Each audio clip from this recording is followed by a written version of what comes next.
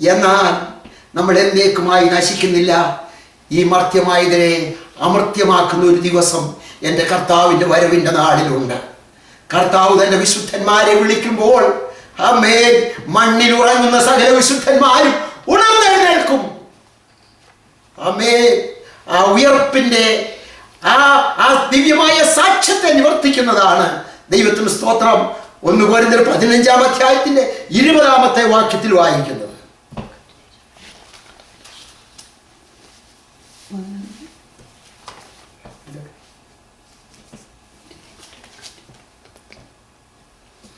എന്നാൽ ക്രിസ്തു നിദ്ര കൊണ്ടവരിൽ ആദ്യഫലമായി മരിച്ചവരുടെ ഇടയിൽ നിന്ന് ഉയർത്തിരിക്കുന്നു.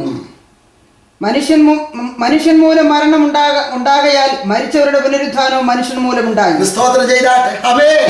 ദൈവത്തിന് സ്തോത്രം. എന്താണ്? ക്രിസ്തു ആദ്യഫലമായി മരിച്ചവരുടെ ഇടയിൽ നിന്ന് ഉയർത്തെഴുന്നേറ്റിരിക്കാൻ മനുഷ്യൻ മുഖാന്തരം മരണം ഭൂമിയിലുണ്ടായി.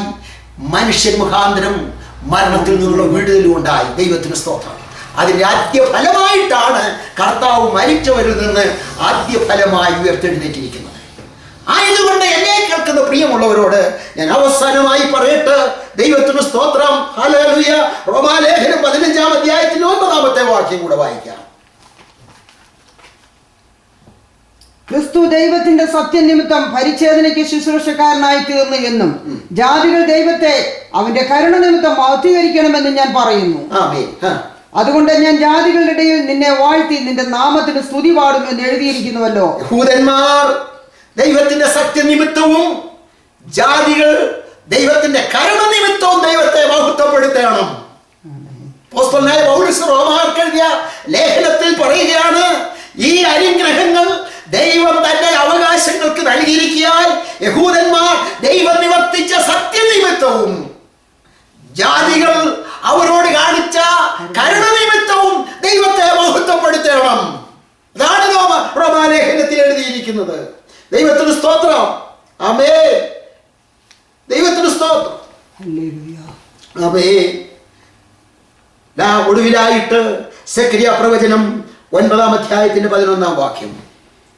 നിന്റെ നിയമരക്തം ഹേതുവായി ഞാൻ നിന്റെ ബദ്ധന്മാരെ വെള്ളമില്ലാത്ത കുഴിയിൽ നിന്നും വിട്ടയക്കും. നിന്റെ നിയമരക്തം ഹേതുവായി ഞാൻ നിന്റെ ബദ്ധന്മാരെ വെള്ളമില്ലാത്ത കുഴിയിൽ നിന്നും വിട്ടയക്കും. നിന്റെ വെള്ളമില്ലാത്ത കുഴിയിൽ നിന്ന് വിട്ടയക്കും. നിന്റെ നിയമരക്തം ഹേതുവായി ഒരു വിടുതൽ. എന്താണ്? ദൈവത്തിന് സ്തോത്രം. പാപത്തിന്റെ അഗാധമായ കുഴിയിൽ ബന്ധിക്കപ്പെട്ടവരായി, പാപത്താൽ ബന്ധിക്കപ്പെട്ടവരായി, മരണത്താൽ ബന്ധിക്കപ്പെട്ടവരായി, സാത്താനാൽ ബന്ധിക്കപ്പെട്ടവരായ മനുഷ്യവർഗത്തെ എങ്ങനെ വിടുവിപ്പാൻ ആർക്ക് കഴിയും? തന്റെ നിയമരക്തം ഹേതുവായി. ആമേൻ. വെള്ളമില്ലാത്ത പൊട്ടക്കിണറ്റിൽ നിന്ന് തന്റെ ജനത്തെ വിടുവിക്കും. ദൈവത്തിന് സ്തോത്രം. ദൈവത്തിന്റെ ദാസനായ ദാവീദ് ഇങ്ങനെ പാട്ടുപാടുന്നു. ആമേൻ. ഹല്ലേലൂയ. ഞാൻ കുഴഞ്ഞ ചേറ്റിലും ആഴമേറിയ കുഴിയിലും കിടന്നു. ഞാൻ യഹോവയോട് നിലവിളിച്ചു, അവൻ എന്നെ വിടുവിച്ചു. ഞാൻ ഞെരുക്കത്തിലിരുന്നപ്പോൾ അവൻ എനിക്ക് വിശാലത വരുത്തി. ദൈവത്തിന് സ്തോത്രം. എങ്ങനെ ദൈവമൈതലേ ഈ ശാശ്വതമായ മാറ്റമില്ലാത്ത സുസ്ഥിരമായ ദൈവത്തിന്റെ വാഗ്ദത്തങ്ങൾക്കാൽ ദൈവം നമുക്ക് തന്നതുകൊണ്ട് എല്ലാ തരത്തിലുള്ള വിടുതലും ദൈവം നമുക്ക് വേണ്ടി കൽപ്പിച്ചിരിക്കുന്നു. സ്തോത്രം. ആമേൻ. ഹല്ലേലൂയ. ദൈവത്തിന് സ്തോത്രം. ആമേൻ. തന്റെ നിയമരക്തം, യേശുവിന്റെ രക്തം സകല പാപികളെയും പാപത്തിൽ നിന്ന് വിടുവിക്കുന്നു. സകല രോഗികളെയും വിടുവിക്കുന്നു. സകല ബന്ധനസ്ഥിലിരിക്കുന്നവരെയും വിടുവിക്കുന്നു. ആമേൻ. ആമേൻ. നമ്മുടെ ശരീരത്തിന്റെ ആമേൻ ഹല്ലേലൂയ ശരീരത്തിനും ആത്മാവിനും വിടുതൽ കൽപ്പിക്കുന്ന ദൈവത്തിന്റെ സുസ്ഥിരമായ വചനം ഇന്ന് എന്നെ കേട്ട ദൈവത്തിന്റെ പൈതലേ, നിങ്ങൾ ചെവിച്ചായിച്ച് നിങ്ങൾക്ക് ജീവൻ ഉണ്ടാകേണ്ടതിന് ദൈവത്തിന്റെ ശാശ്വതമായ സുസ്ഥിരമായ വചനം നിങ്ങളുടെ ഹൃദയങ്ങളിൽ ഏറ്റുകൊണ്ടാൽ നിങ്ങൾ ജീവൻ പ്രാപിക്കേണ്ടതിന് അനുഗ്രഹിക്കപ്പെട്ട ദൂത് ദൈവം തന്നതിനായി നമുക്ക് ദൈവത്തെ സ്തുതിക്കാം. നാം ജീവനുള്ളവരായി നാം ദൈവത്തെ മഹത്വപ്പെടുത്താം. ഈ വചനങ്ങളാൽ ദൈവം നമ്മെ അനുഗ്രഹിക്കട്ടെ. പരിശുദ്ധ പിതാവേ, നല്ല വചനത്തിനായി ഞങ്ങൾ ദൈവത്തെ സ്തുതിക്കുന്നു. നീ അനുഗ്രഹിച്ചതിനായി സ്തോത്രം. ഹല്ലേലൂയ.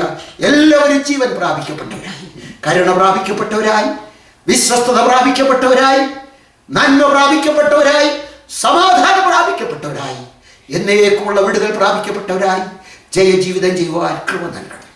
യേശുവിൻ്റെ നാമത്തിൽ തന്നെ.